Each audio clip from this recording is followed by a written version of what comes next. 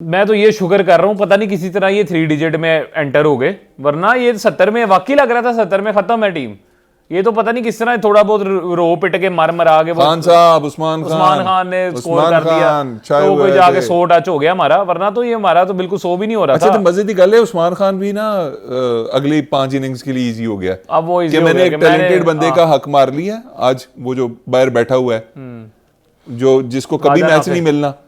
भाई मुझे एक बात बताएं, आप सारे भी मिलके बताएं और मुझे उसके बाद कप्तान साहब भी बताएं और कोच साहब भी बताएं कि यार ये फ़हीम अशरफ साहब बैट्समैन के तौर पे आपने खिलाए हुए, अगर ना बॉलिंग करवानी है, मतलब शाहीन शाह 16 रन खा रहा है उसके बाद भी आपने फ़हीम से ओवर नहीं करवाना, ठीक है, आपने उसको सिर्फ बैटिंग के लिए रखा हुआ उस नंबर के ऊपर, तो फखर को चांस दे दें, फिर मरते की ख्वाहिश पूरी कर दें। वो नहीं चल रहा, ये कौन से चल रहे हैं? सही बात। अगर आपने बॉलिंग करवानी नहीं है, ये तो ऐसे है जैसे आप वो मैंने उस दिन भी एग्जांपल दी थी वो सिख वाली के, वो 10 सवाल एक तरीके से सॉल्व करके तो बाकी पूरा पर्चा खाली छोड़ के आ गया और 10 नंबर लेके फेल हो गया कि मैं और भी बड़े मेरे पास तरीके थे ये सॉल्व करने के, अभी मुझे टाइम नहीं मिला। सही बात है। आर्सेनल आपके पास है और वो यूज ही नहीं हो रही, आपने निकालनी नहीं है, अपनी गन्स ही नहीं निकालनी, उन गन्स को आपने यूज ही नहीं करना, तो फिर फायदा वो फिर क्या करें यार। बात यह है कि यार अली भाई अब भी अगर ये कोई होश के नाखून नहीं ले सकते, ये बाबर आजम का जनाजा उठा के सर पे रखना है इन्होंने, ये बाबर आजम का जनाजा कोई उतार दो हमारी टीम के कंधों से, जो नहीं उतर रहा भाई, ये जो इसका जो कलमा शहादत नहीं पढ़ा जा रहा ना टीम के अंदर, जो उठा के फिर रहे हैं बाबर आजम को, इसको कोई उतार के रख दो, कोई इसको दफा कर दो, टीम से निकाल दो। क्या इसको इसमें से क्या निकालना है? अब हमने फैब फोर दुनिया से अलग लड़ाई कर रहे थे, कर रहे होते थे हम के जी नहीं बाबर आजम तो फैब 4 में है, बाबर आजम फैब 4 में है। कंपैरिजन किससे होता था जी? विराट कोहली से, जो रूट से, ठीक है, दुनिया के बेस्ट बैट्समैनों से इसका कंपैरिजन हो रहा होता था। यार क्या गंद करता है ये बंदा, ये है T20 फॉर्मेट का प्लेयर? कौन कहते हैं ये T20 फॉर्मेट का प्लेयर है? ऊपर से इसको किंग कहते हैं। कौन सा किस घंटे का किंग है ये? घंटे का किंग भी शायद कोई अच्छा होता हो। हर दफा इन्होंने कसम ही खाई हुई है, बाबर आजम साहब ने हमारी शलवारें उतरवा देनी है इन्होंने इंडिया से। हर दफा का हो गया यार, कोई निकाले इसको। कैप्टन है, कैप्टन को किस बात का कॉन्फिडेंस है बाबर आजम पे? माइक हसन कोच को किस बात का कॉन्फिडेंस है बाबर आजम पे? वो बाहर एक बैठा हुआ ख्वाजा नाफे, उसको खिला लो, इससे अच्छा क्या कर लेगा? 5 ही किया था ना इसने बाबर आजम ने, पिछले में 4 कर लिया होगा, तो वो इससे ज्यादा कर लेगा ये ख्वाजा नाफे आके। या अगर 5 ही कर लेगा तो क्या हो जाएगा? कैच बड़े अच्छे पकड़ते हैं जी बाबर आजम, बस लेवल ही हो रहा है, बस ये करवा लो इनसे, इश्तिहार करवा लो, टीवीसीज करवा लो, जितने करवाने हैं इनसे।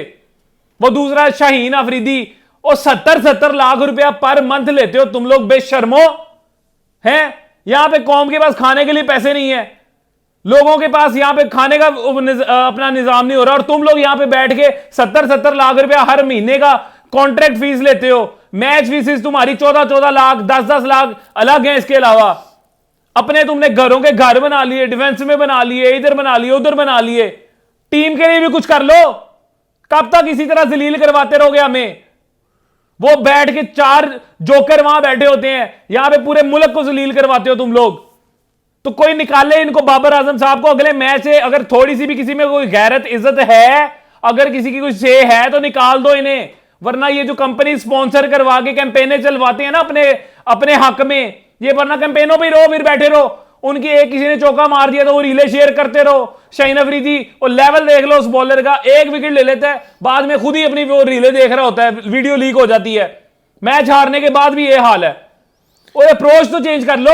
ओ भाई साहब, अभी जो बाबर के फैंस हैं ना, वो उठ के आ जाएंगे कि बाकी टीम ने क्या किया है, हमारा किंग नहीं चला तो बाकी टीम ने क्या किया। ओ भाई, बाकी टीम किंग किसी ने नहीं कहा, बाकी टीम किंग है। तुम्हारा जो किंग है ना, वो हमारे सरों के ऊपर जो है ना, वो बड़े अरसे से सवार है, तो इसलिए बाबर के ऊपर बोलते हैं। किसी एक बंदे को तो वो खेलना पड़ता है ना। टीम में विराट एक होता है, टीम के अंदर धोनी एक होता है, टीम के अंदर जो है ना वो बड़ा नाम एक होता है जिसके ऊपर रिलाय कर रहे होते हैं। लेकिन ओवरऑल हम तो ये कहते हैं कि पूरी टीम को खेलना चाहिए, लेकिन इसको भी तो खेलना चाहिए जो नहीं चल रहा।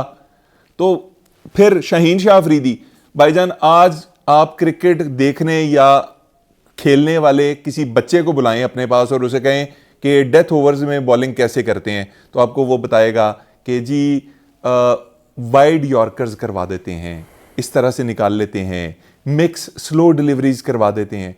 ओ यार तुहाडे इस बंदे नूं नहीं पता, मतलब ये जो शहजादा हमने पैदा किया हुआ है इसको नहीं पता सिर्फ डेथ बॉलिंग क्या होती है और आखिरी ओवर किस तरह से फेंकते हैं।